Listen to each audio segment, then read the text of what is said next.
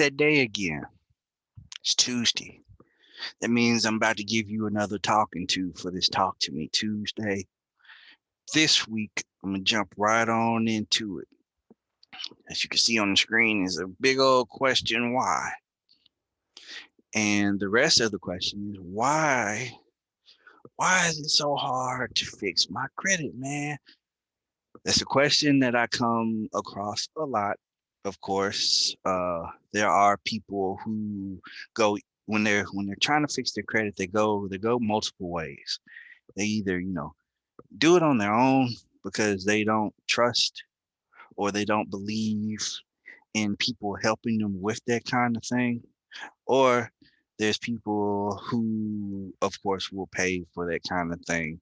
We'll talk about the people who want to pay for that kind of thing at a later date and the things that they need to look out for. Just as a way to take care of you if you decide to do that. But for the self starters, of course, they'll ask me, "Hey man, I want to talk to you, man. I've been trying to fix my own credit, right? And man, I started on it, but I just gave up." And then I would ask them, "Well, what did you do?" "Well, man, I sent the letters and I did this and I did that and I waited and they sent me a reply back and nothing had changed. And then I did it again and I got a couple of things deleted, but then after that, man, life happened. I just really forgot about it because the process takes so long." So here is the most important reason why it is very difficult to get things, adjusted or deleted off your credit report. You ready? Get this. The credit bureaus, they don't work for us. That's right, ladies and gentlemen. The credit bureaus are a private business and they receive money to house information. We don't pay them a dime. Well, probably outside of, the Experian Boost or whatever. But as far as, just paying them on a monthly basis, we don't pay the credit bureaus a dime. So in my mind, this is me with my tinfoil hat on, okay? So in my mind, they don't feel as if helping us is beneficiary to them because we don't pay them anything. But you know who does pay them? Capital One. Who else? Fannie Mae. Anybody that you could apply for credit for, TD Auto Finance, anybody that uses credit reports in order to make decisions on your credit worthiness, or people who furnish that information for the credit bureaus for them to give you that three-digit number that you spend wild amounts of time obsessing about. They work for them. So if my bread is buttered with the payers and not the people who don't pay, of course I'm going to cater to what they want. They want to see information. They don't care if my name is spelled wrong. They don't care if my date of birth is wrong. They don't care if the information is incorrect. They don't care about nothing. All they want is the money that they're going to get for transmitting this information on those credit reports, or whatever it is that they need to do in order to make whatever weird decisions that they need to make. And of course, who pays for this? We do. So let's just say, for an example, you, a concerned citizen of the United States of America, pulled your credit report.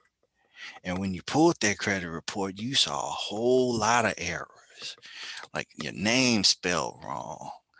They got you at an address that you haven't lived in since you was 2 years old, and you damn near 40. And they got late payments that you don't have any real recollection of.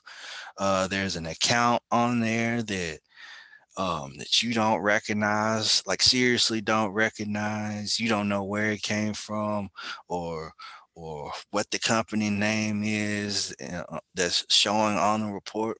So, of course, as a self starter, what do? You go on Google and you look up how to fix your credit. You may do something weird like dispute online, which is a big no-no. Or you might decide, hey, I'm gonna get me these letters here off this website here. I'm gonna pay 19.95 for them, and I'm gonna use them to fix my credit. And of course, you go through whatever videos they provide you, and you do everything that they say do, and then nothing changes 30 days later after you've mailed the mail, thinking of, oh, this is a surefire way to fix it. And like I said, it's no benefit for the credit bureaus to do what you're telling them to do, because you're not paying their salaries, you're not paying for their vacations, you're not paying for anything. You're not even paying to keep the lights on. Now, we do have rights, of course, uh, under certain acts. We have the right to have a fair shot at having an accurate credit report. Okay, like that's an actual right. Like, and if push came to shove, of course, you could actually sue the credit bureaus for not helping you. And there is a story that I did research about once. There was this lady, okay? She was trying to finance something that would help keep her father alive. Like he needed a breathing apparatus or something like that. And of course, she didn't have the money to pay for it outright. So she basically had to finance it. So, of course, they get all her information and they try to approve her for whatever funding it took for her to get the device. And lo and behold, they couldn't confirm her identity because her credit report was inaccurate. So what did she do? She did what the internet told her to do, or what other people told her to do. Disputed the information with the credit bureaus. And you know what happened?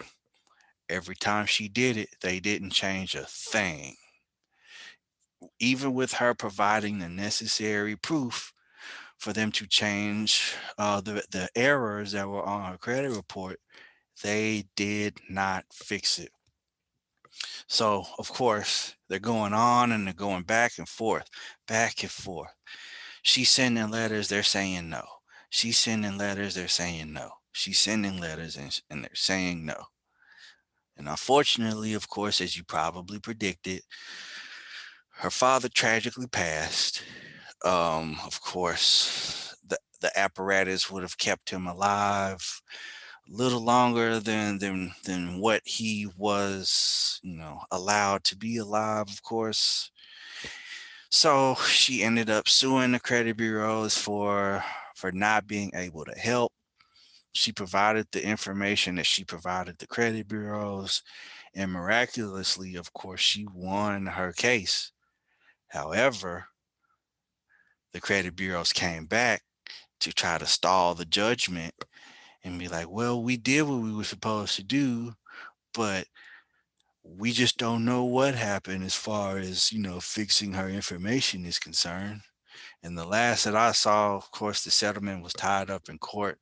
I don't have a follow up on whether or not she was able to get her massive payout for pain and grievance and everything, whatever that she sued for.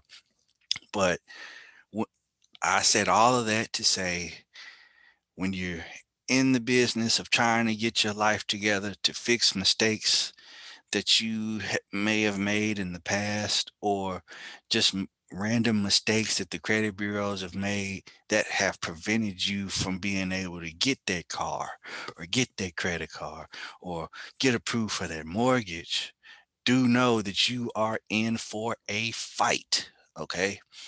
And this is the type of fight that you can't really just give up on. Uh, I'd hate to be corny and say it could be a matter of life and death, but in the case of the lady whose story that I just told you about, it was actually a case of life and death. So when you're looking at your reports, please just go through it with a fine-tooth comb. Make sure that everything is accurate. Everything is showing pretty much relatively when things started, when things ended. If the account is closed, make sure that it's closed. If you have late payments, I'm sorry, but if you don't have if you do have late payments and you know for a fact that you never paid anything late in your life, then it's something that you're gonna just have to fight, and they are going to stall and stall and stall and stall. So this is the video for this week.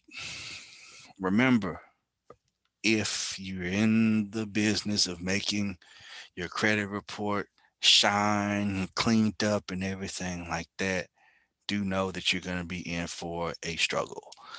And this is basically why people pay people to help them with their credit. But again, I'll go into that in another video. But like in the past, I really appreciate you guys for listening to these videos. I try to make them as short as humanly possible while still getting my point of view out that I need for you to hear. If you have any suggestions or any feedback, feel free to shoot it to me. I don't care how honest it is. It's not going to hurt me at all. I'll take it under advisement, and maybe you'll see one of your suggestions in the next video. Until next Tuesday, have a good evening.